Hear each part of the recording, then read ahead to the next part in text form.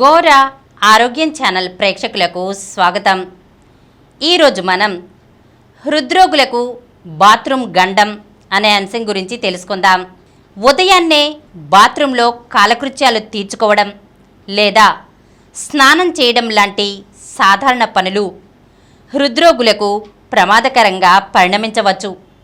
ఈ ప్రమాదాలకు ఆస్కారం లేకుండా ఉండాలంటే ఏం చేయాలి, ఎటువంటి జాగ్రత్తలు తీసుకోవాలో ఇప్పుడు చూద్దాం.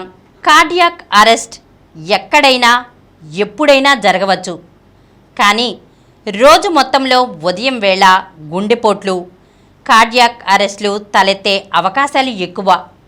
గుండె కొట్టుకోవడం ఆగిపోయే ఇలాంటి పరిణామాలు బాత్రూమ్ను ఉపయోగించే సందర్భంలోనే ఎక్కువగా చోటు చేసుకుంటూ ఉంటాయి. స్నానానికి లేదా కాలకృత్యాలు తీర్చుకోవడం కోసం బాత్రూంలోకి అడుగుపెట్టిన పెద్దలు అక్కడే కుప్పకూలిపోయి ప్రాణాలు వదిలేసిన సందర్భాలు కూడా ఉంటూ ఉంటాయి. కొందరు పెద్దలు స్పృహ కోల్పోవడం లేదా కోలుకుని కుటుంబ సభ్యులని అప్రమత్తం చేయడం లాంటివి చేయగలుగుతారు. కానీ ప్రధానంగా ఇలాంటి పరిస్థితులు తలెత్తకుండా చూసుకోవాలి. ఒకవేళ తలెత్తితే వీలైనంత త్వరగా చికిత్స అందేలా చేయాలి. హృద్రోగులకు ఎంత త్వరగా వైద్య చికిత్స అందించగలిగితే గుండెకు జరిగే నష్టాన్ని అంత మెరుగ్గా నివారించగలుగుతాము.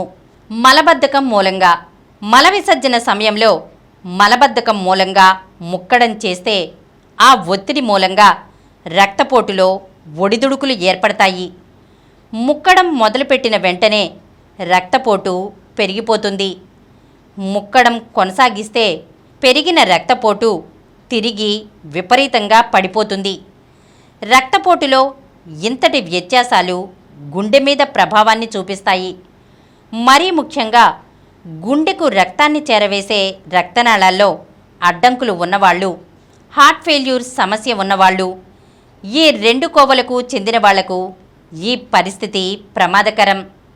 రక్తనాళాల్లో అడ్డంకులు ఉన్నవాళ్లలో రక్తపోటులో హెచ్చుతగ్గుల వల్ల గుండె మీద ఒత్తిడి పెరిగి అది స్ట్రోక్కు దారితీయవచ్చు.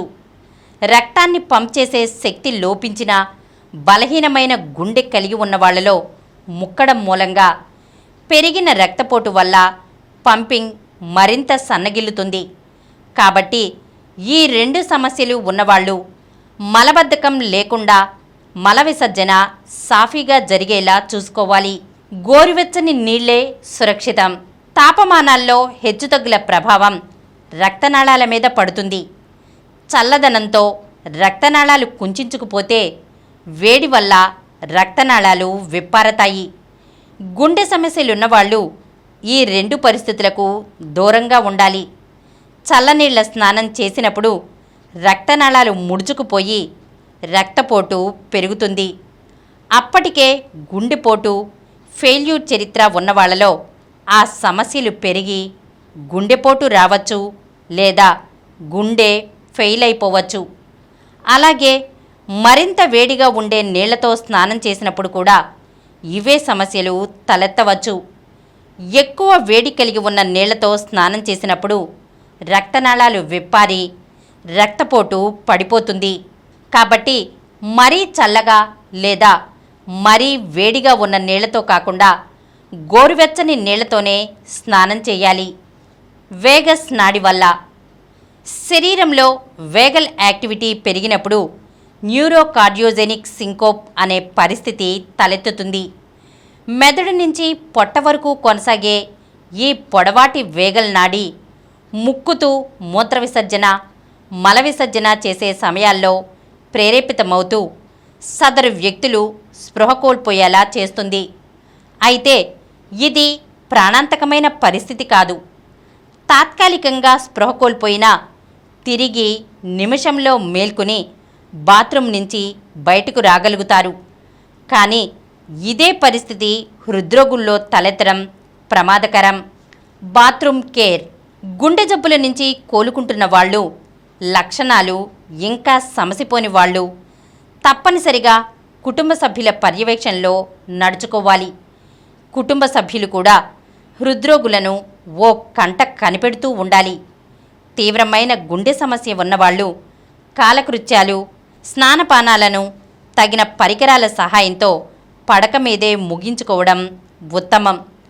ఒకవేళ బాత్రూంకు వెళ్ళగలిగే ఓపిక ఉంటే బాత్రూంలో బెల్ ఏర్పాటు చేయాలి. బాత్రూంలో ఫోన్ సౌలభ్యం చేతికి అందుబాటులో ఉండాలి. పెద్దలు సెల్ ఫోన్ ఉపయోగించడం నేర్చుకోవాలి.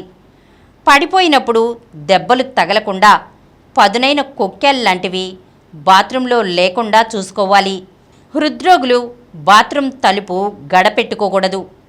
పెద్దలు బాత్రూంలో నుంచి బయటికి రావడం ఆలస్యమైతే వెంటనే కుటుంబ సభ్యులు అప్రమత్తం కావాలి. అసహజ లక్షణాలను వ్యక్తం చేసేలా కుటుంబ సభ్యులు పెద్దలను ప్రేరేపించాలి. బాత్రూంలో టైమర్ లేదా అలారంను సెట్ చేసుకోవాలి.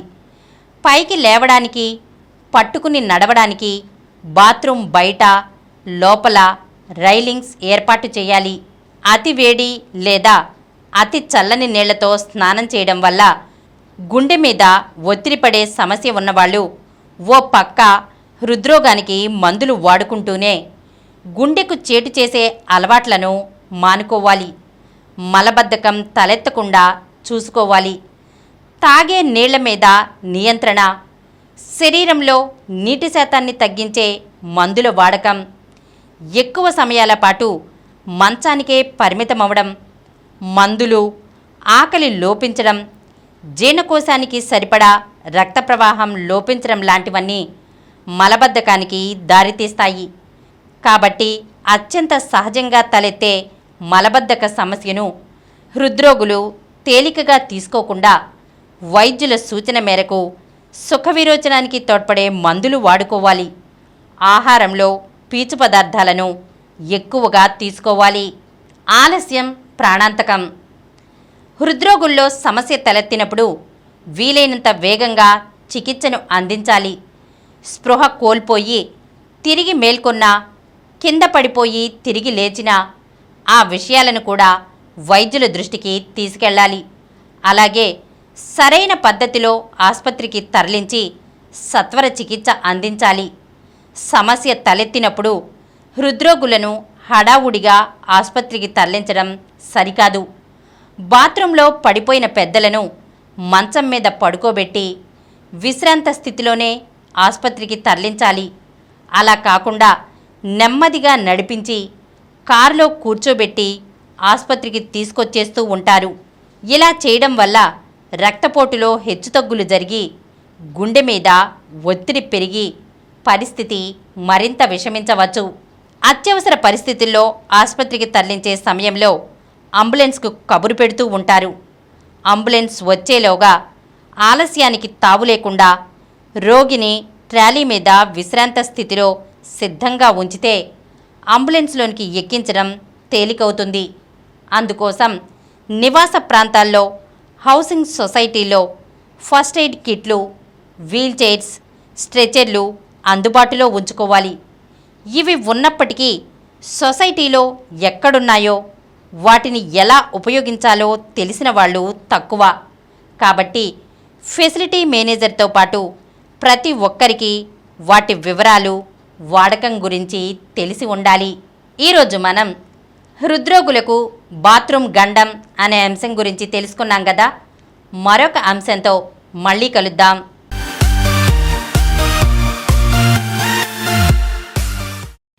ఈ కార్యక్రమం మీకు ఎంతో నచ్చింది కదా.